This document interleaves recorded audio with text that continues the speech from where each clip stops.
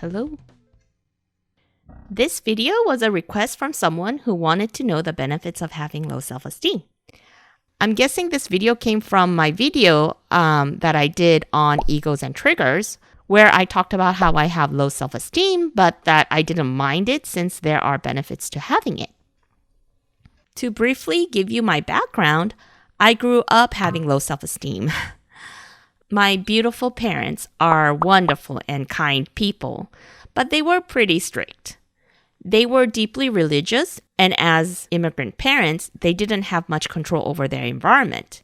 So they scrutinized their children for every move we made and every word we spoke. So I guess because of that, I grew up having low self-esteem where I doubted myself constantly. Maybe not so much anymore, but yeah, I used to, and it was a struggle at times.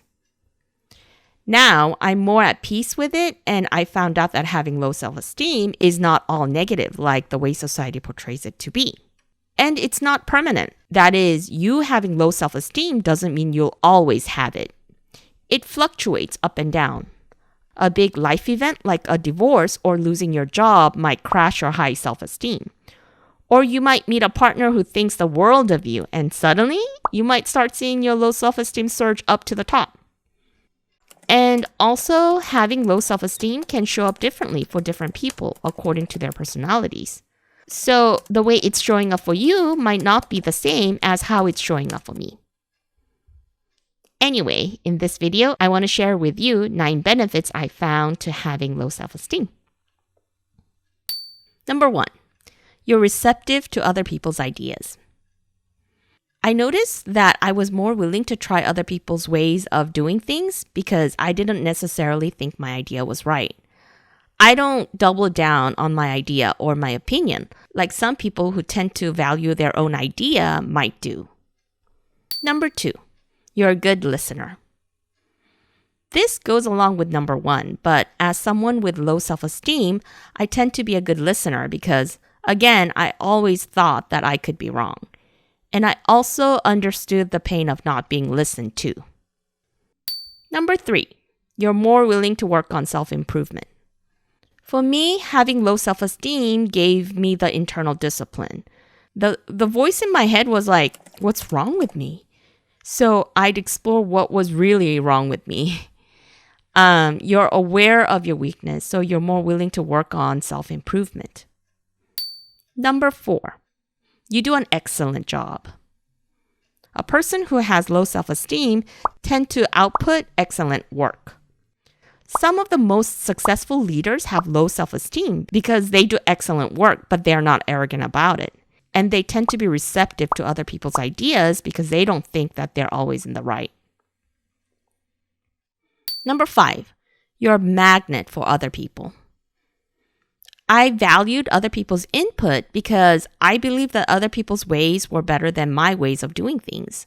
So the benefit of this was that people around me were more willing to step in and step up and help because I was giving them the space to be the teacher they wanted to be. And people feel safe to be themselves with you because they know you're not going to judge. Number 6, you're a team player. You are more willing to give credit to the team rather than to yourself. You appreciate people's talents and don't take it for granted because you don't think you're any more special than anyone. Number 7, you're disciplined. You're disciplined because you have to, since as someone with low self-esteem, you don't believe you are talented necessarily. So you rely on tenacity and grit and hard work. And because of this discipline, you understand how to be successful at anything. Number 8, you are compassionate and empathetic. You understand people's internal struggles because you yourself have internal struggles.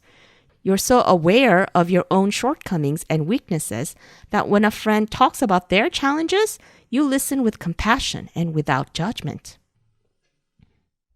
Number 9, you don't give up easily. You've heard so many criticisms in your head, but you've pushed yourself this far anyway with those criticisms. So when others criticize you, you can push through it.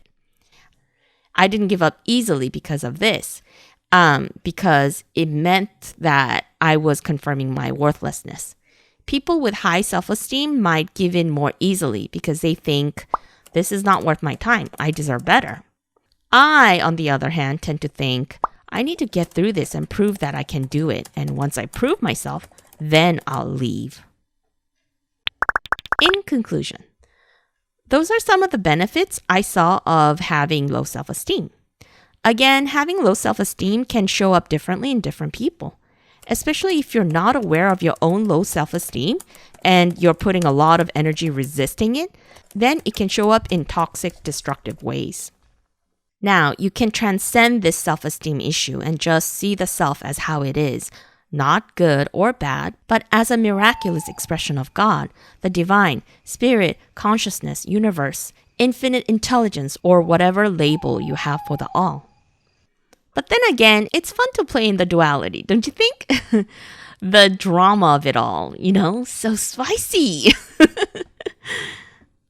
Anyway, thanks for watching and connecting. The community in the comment section has been a huge gift. You guys are so supportive of not just me, but of each other. And the different perspectives you bring, I mean, wow, you blow me away each and every time. Thank you. Until next time, regards, Ray.